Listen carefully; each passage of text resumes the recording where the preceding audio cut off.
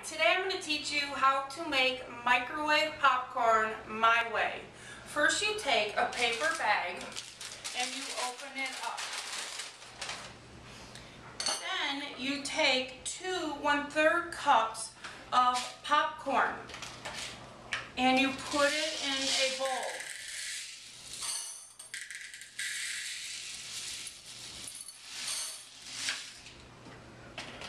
Then you take extra virgin olive oil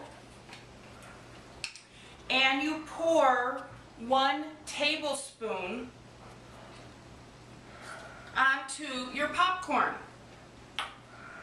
And then you mix. So it's not too soaked, but it's all together.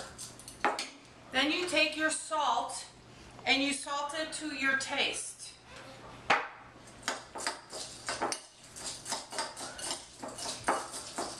Then you dump half the mixture into your paper bag. And then you seal it. And then you take a staple gun and you staple it shut.